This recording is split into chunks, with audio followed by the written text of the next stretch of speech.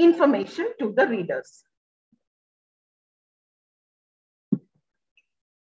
So we have to, in the editing stage, we have to make sure that the text effective to the extent possible.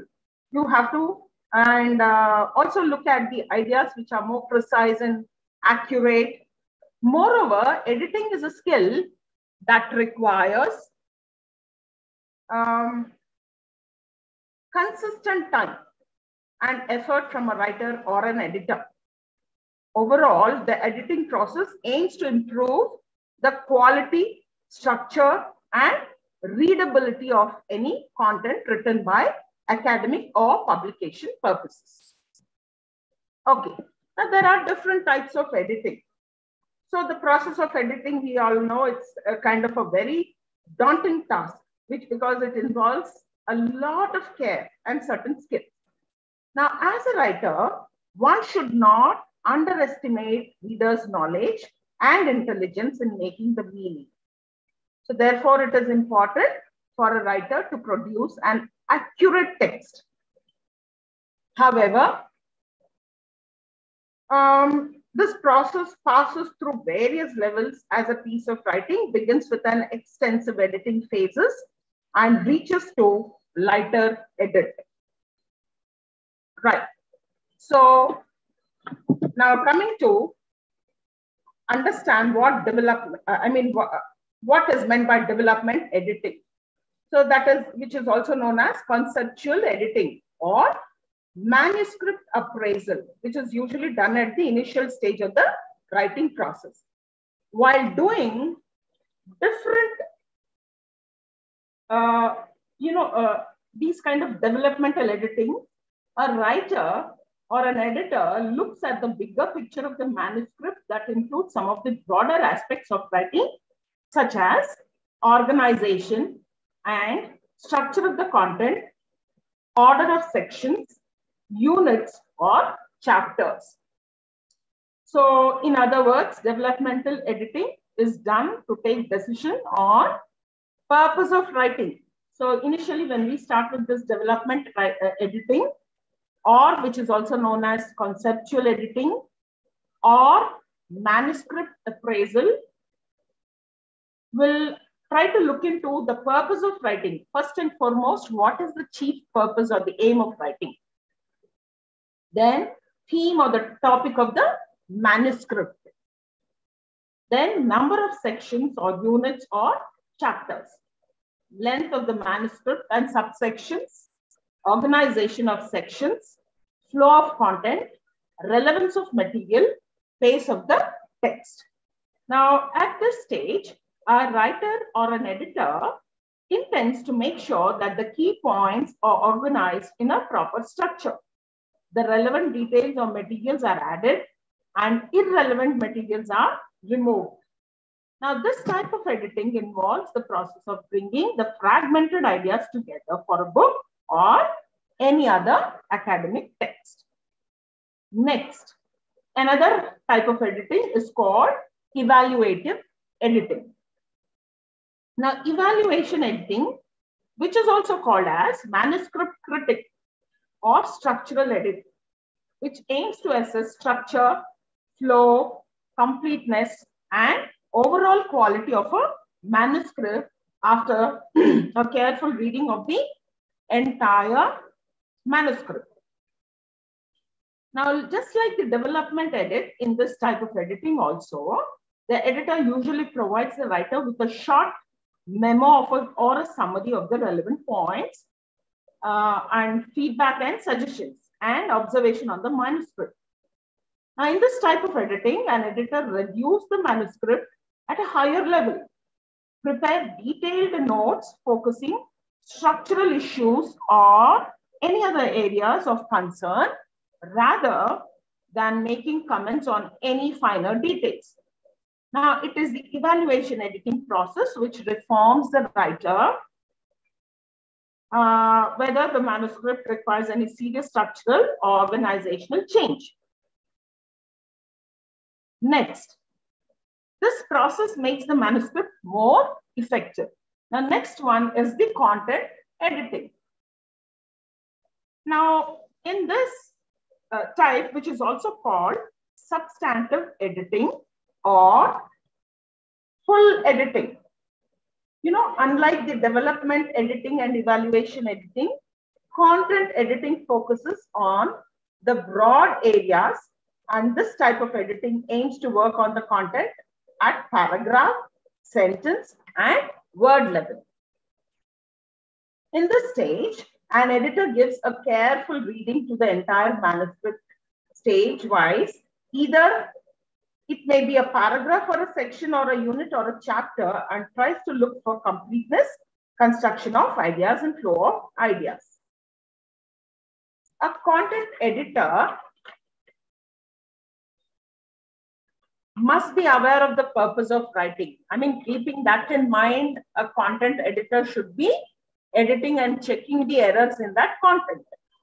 The purpose of the writing, the target audience, the theme of the manuscript, and their appropriateness to the audience, and set the tone of the writer. Now, however, a content editor decides whether a paragraph or a section is appropriate to the chapter and accordingly shifts the content to its more appropriate place. Now, next, moving on to line editing. The next type of editing is line editing. Now, it is also understood as stylistic edit or comprehensive edit. And this type of editing focuses on line by line reading and reviewing a manuscript, while macro editing has been done focusing some of the broader aspects such as organization, structure, content, relevance, etc. in the development editing, evaluation editing, and content editing stages.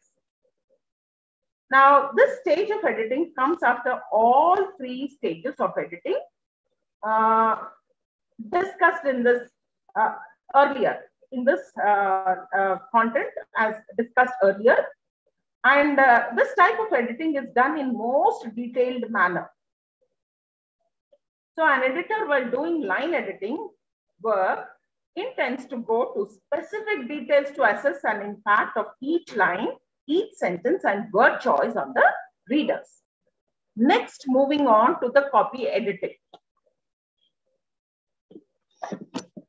Now, copy editing is another type of editing that comes after line editing stage. Now, this is actually done after the manuscript is ready for or completely finished at organizational, structural, content, coherence, and sentence levels. At this editing type, an editor does not change or modify the content of a text, but he can simply replace any sentence or paragraph which is found ambiguous or awkward.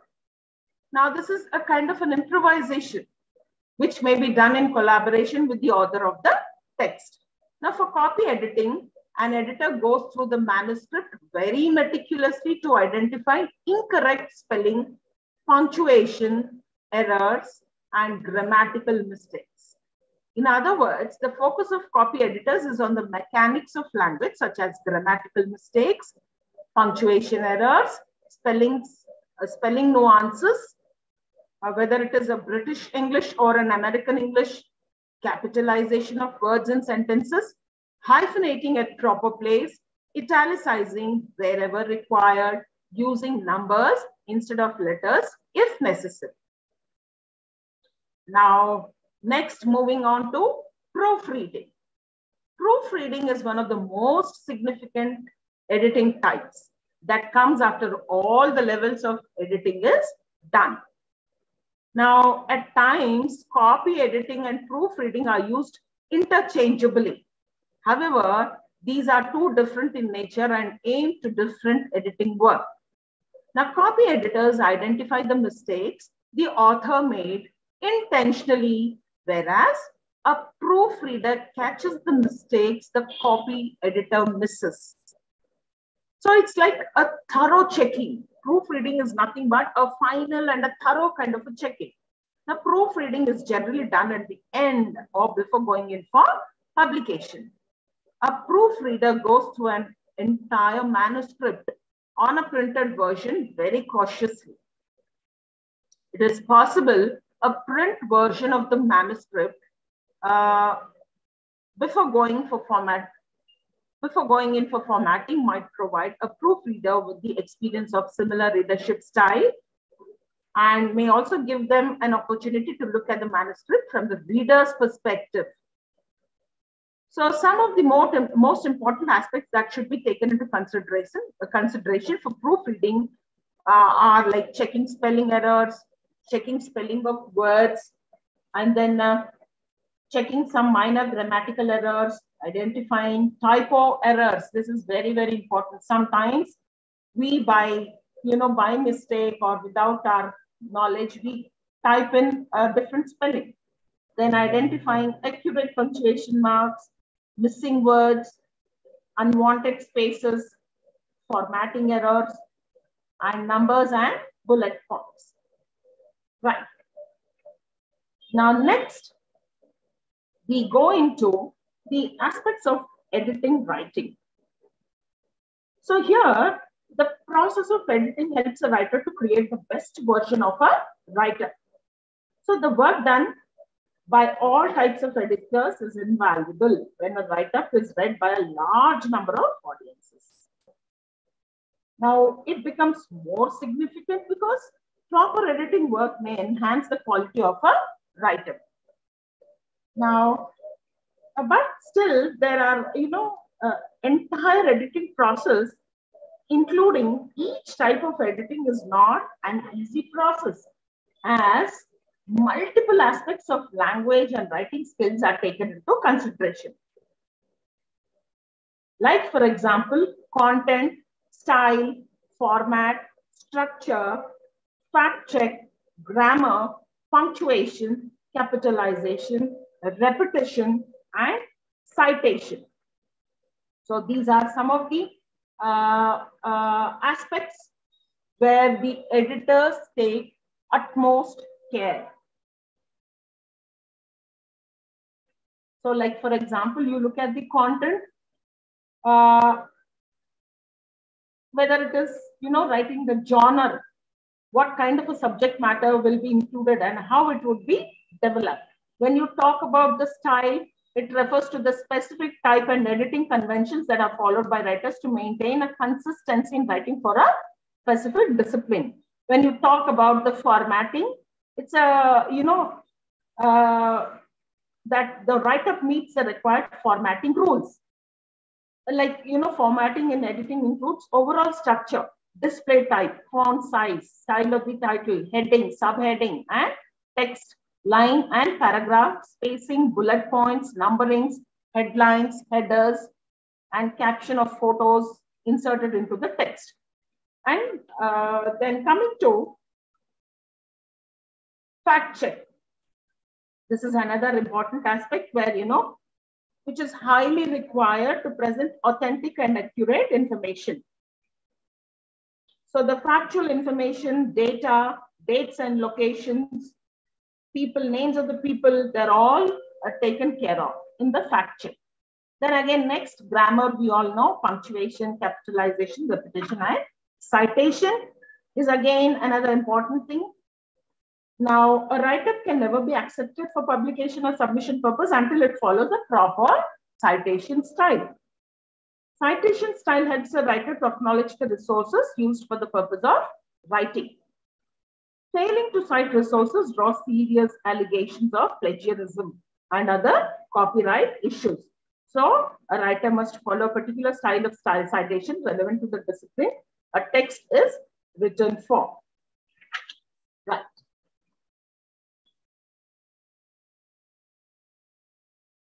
Now, there are a few effective techniques and strategies where we have to focus while editing a write-up or a manuscript.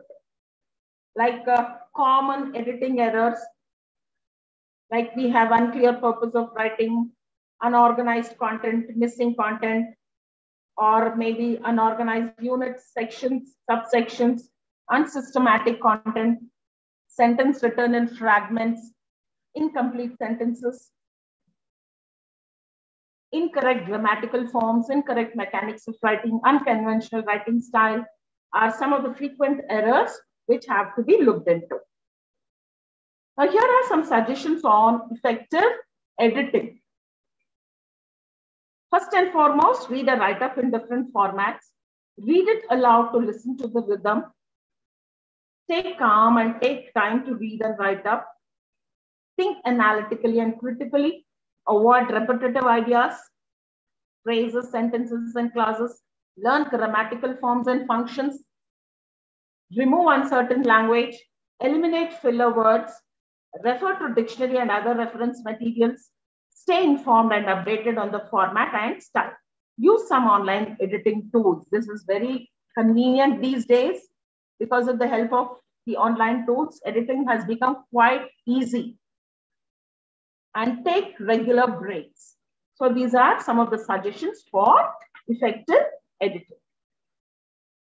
Next, we move on to proofreading. I think we've come across this proofreading in the very first bit called the editing, which is the final thing. When the text undergoes all kind of checking with its spelling, content, or the structure, and so on and so forth, you come across the final thing, which is called the proofreading. Right. So what is this proofreading? Basically, if I go into deep or precisely when I talk about proofreading, so proof is understood as a typeset version of a text, a copy or a manuscript. Now, which is actually misunderstood with the process of editing. When proofreading in writing comes after editing stage, that may also be considered as the final stage of editing or the writing process. The process of proofreading starts after all stages of editing is completed by a writer or an expert in editing. The proofreading process includes a careful checking of some of the surface level errors such as capitalization, spelling errors, grammatical errors, some formatting errors, typographical errors, inconsistencies of writing, and punctuation errors. But then what is the main purpose of this proofreading? What is its function of a proofreading? The primary purpose of proofreading an academic text is to provide the reader an error-free, quality and effective text. Many times, errors in a text affect the readers, distract them from the intended meaning of the text, or even present them with completely different meaning. Right. Now, what are the different methods of proofreading? One is the traditional method. Then there is something called alternative method, under which we have copy holding, coding, scanning, double reading, proofread backwards or proofread backwards, and so on. Right. When I talk about the traditional method, now this method of proofreading includes writers or proofreaders' vigilant reading of an increment of text in printed format, comparing it with the corresponding typeset increment, and then recognizing any errors. Now this method is also called as line edits. Right. What is this alternative method? Now, apart from this traditional method of proofreading, there is extremely reliable and relevant proofreading that is, which is efficient and accurate. So, under which we have the copy holding, where one reader reads the text aloud as it is presented in the copy of the text in a uniform speed, and the other reader listens to the reading very attentively and identify any pertinent differences between what is being read by the first reader and the content that is typeset. This is called as copy holding, which is an alternative method of proofreading. Now coming to another alternative method is coding. So here, they use several codes and shortcuts while proofreading a text. They use some of the codes such as digit, bang, inner hole, and thumb or scanner that is made with the finger on the table. Each code has a particular meaning. So, in order to have a better understanding and coordination, both the readers must be familiar with these codes. Next, coming to scanning. And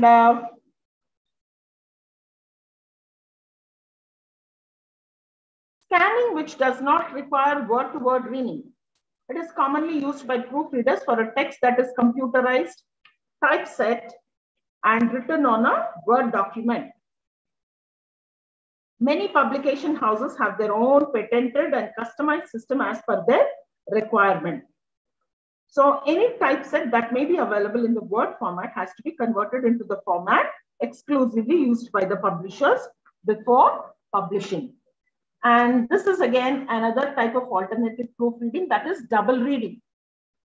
Double reading is one of the most frequently used methods for proofreading. Here, single proofreader checks a proof going through it in the traditional manner, followed by another reader repeats the same process. So in this, both the readers intend to identify all kinds of errors. Now, proofread backwards. Proofreading backwards is another proofreading method that includes of rereading of a text starting from the final sentence and going towards the beginning. This technique is very effective to identify spelling errors, typographical errors, missing words. Now, coming to what are the key elements of proofreading? What are the things? I mean, to identify many errors is possible in the least amount of time, and making the process of proofreading more systematic and focused, we need to concentrate on several elements like content, format, style, spelling, word choice, grammar, punctuation, capitalization, repetition, citation, indexing. So these are some of the elements where the proofreading has to concentrate on. What are they? They are content, format, style, spelling, word choice, grammar, punctuation, capitalization, repetition, citation, indexing. Right. Okay. Now, I would like also to discuss something called techniques or strategies for this kind of proofreading, a write-up or a manuscript. Now, common proofreading errors. So usually errors in language distract the readers from getting proper message conveyed by a writer and create gap in making the meaning. So apart from these, incorrect language may also communicate a lack of professionalism as a writer. So therefore, an attentive, rapid, and unmethodical proofreading may not help in receiving readers' appreciation and fulfill the purpose of writing at all. So we all have to remember that. So proofreading, like, if one neglects on the proofreading and gives a kind of a very wrong impression about the writer. So basically, we have to pay attention to spelling mistakes, word choice, adjectives, verbs, phrasal verbs, capitalization, nouns, pronouns, punctuating numbers, factual details such as numbers, times, and dates. Now, there are a few suggestions on effective proofreading. One is pre-proofreading stage, where a writer should take a properly edited text. And during proofreading stage, work on a print version of the draft, then correct mistakes identified by computer functions, read slow, read every word. Next, when it comes to post-proofreading stage, a writer should take an external support for another round of proofreading. Also, refer to a good grammar book, dictionary, and style manual to get yourself updated. Right. Next, we move on to another unit called the documenting sources. The last unit of this module, that is documentation or the documenting sources. So in academics, documentation is one of the most significant parts of the process. So it is basically, it means gathering reliable information from various sources and organizing them to fulfill an academic purpose.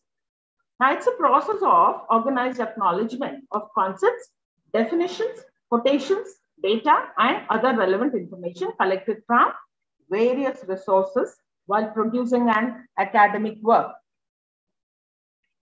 Now, some of the elements to be documented as a citation or reference to the original source, that is, ideas and information adopted directly, concepts and theories given by others, direct quotations, facts and data, audio and video materials, paraphrases and summaries, and any other information and ideas that are not commonly available in a standard reference work, any borrowed, printed, digital, and published materials.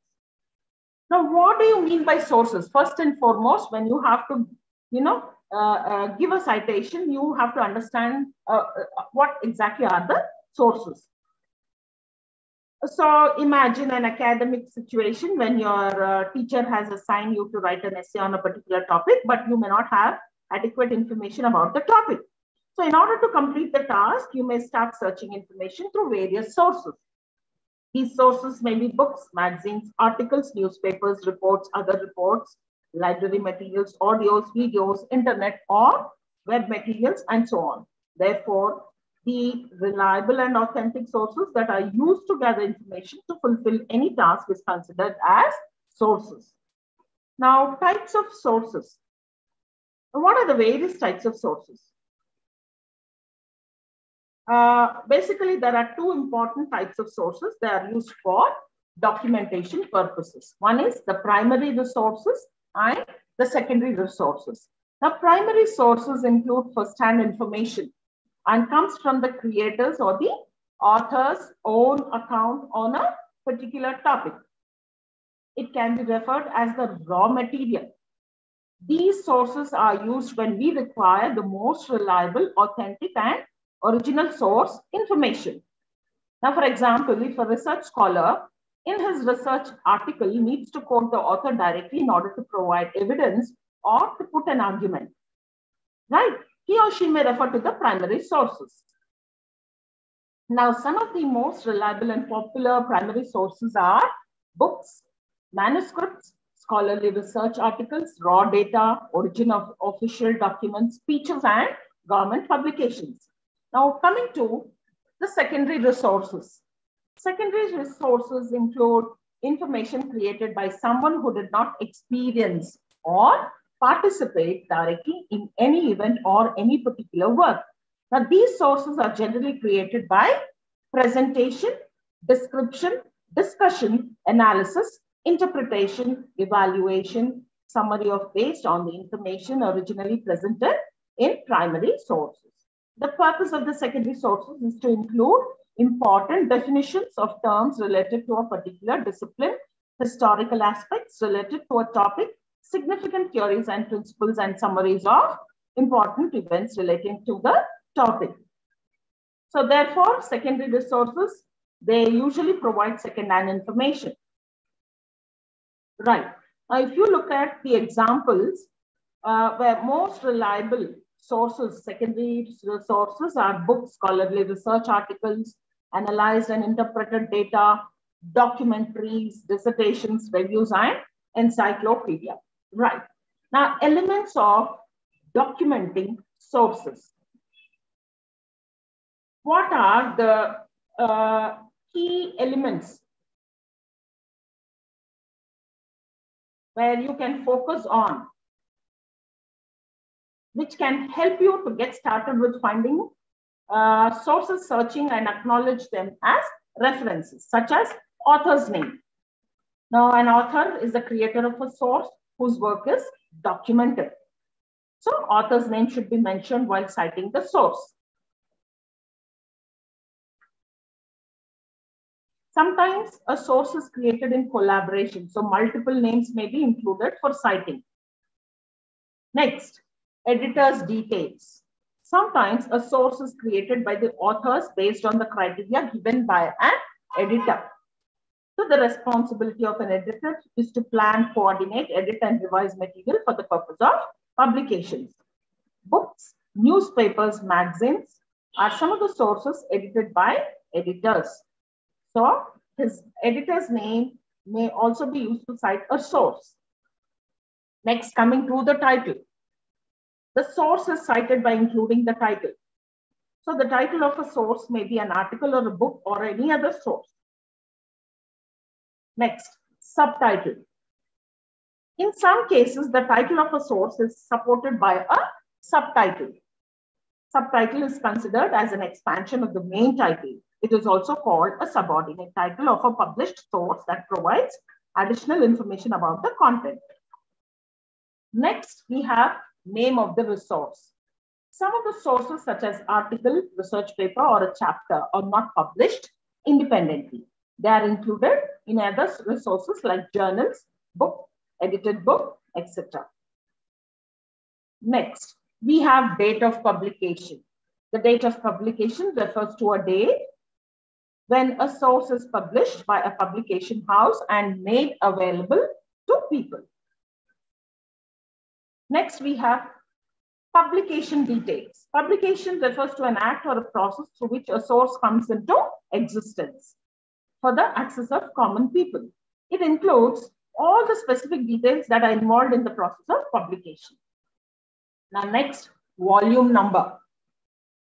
It refers to the number of years the publication has been circulated.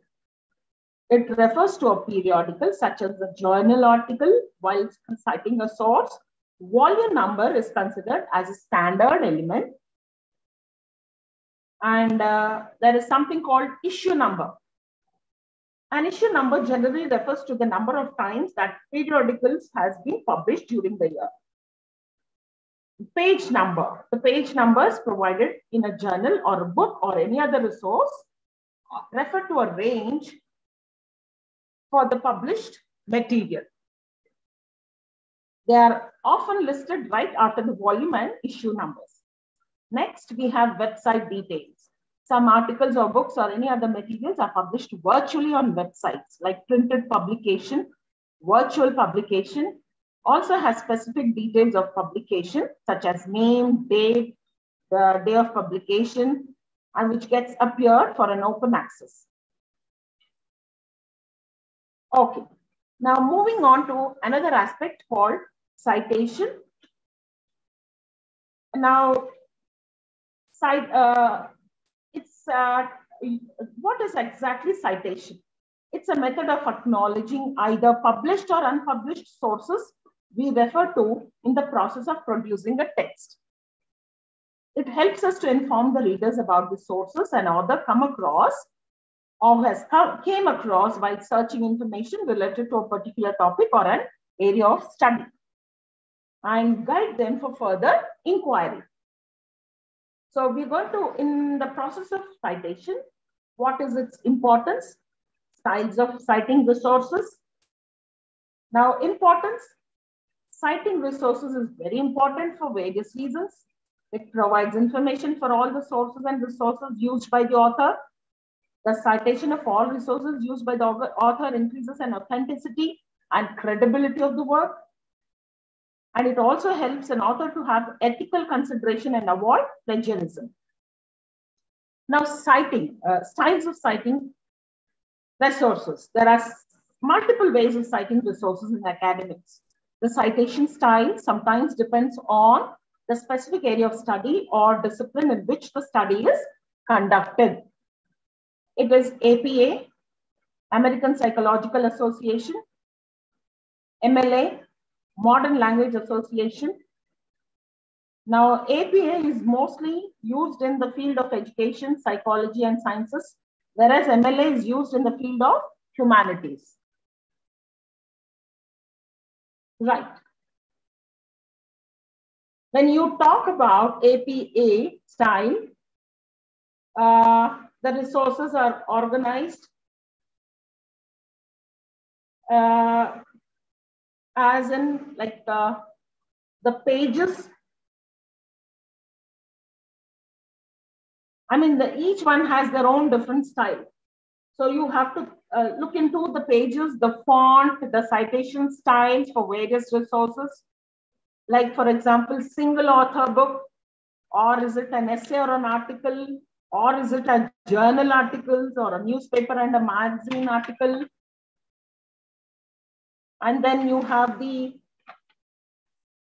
modern language. These are the things we have to look into it when you are looking for the citation styles for various resources.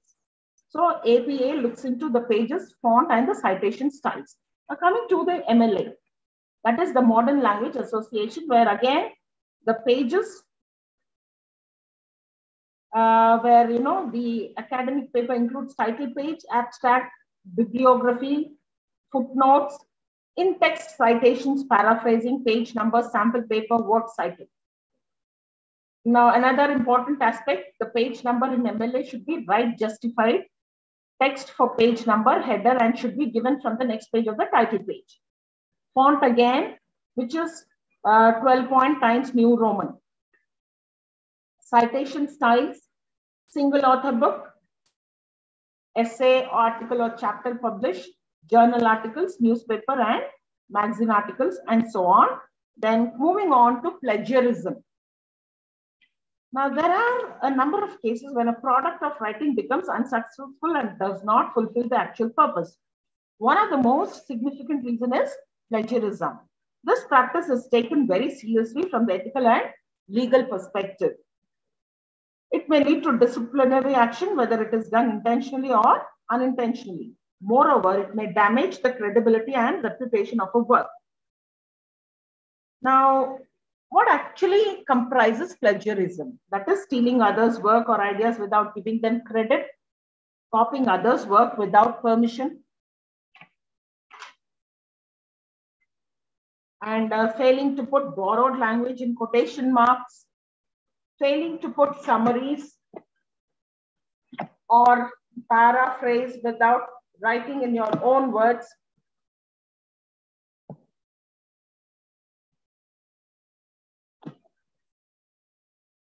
and claiming your recycled work as new. Now, these all are taken up as the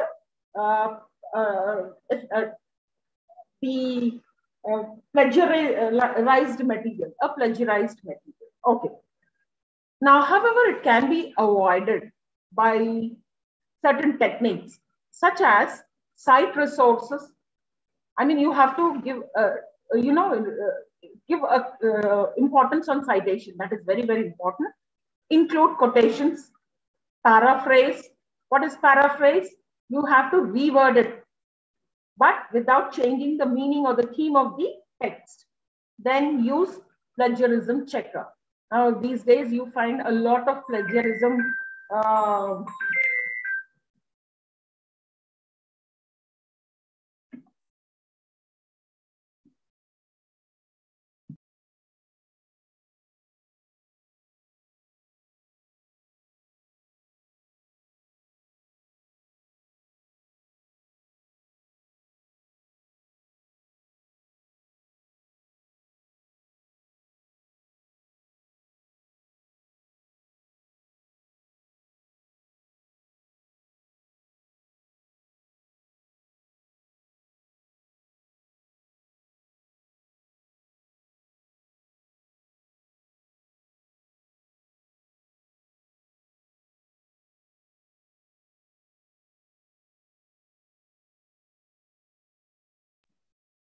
So we find a lot of software which can look into the plagiarism.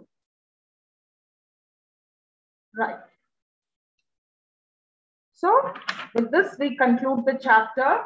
So we have learned the different types of sources, their purposes, and how to evaluate them for academic and research purposes.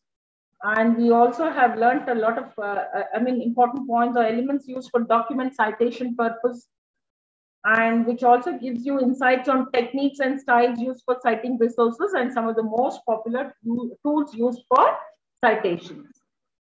Right.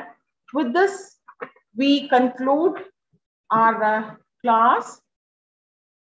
And if any queries and doubts, you can reach out to me. I will clarify them. But even before that, I want you all to go through the text where it gives you a clear idea as to what we've learned in the session. Thank you.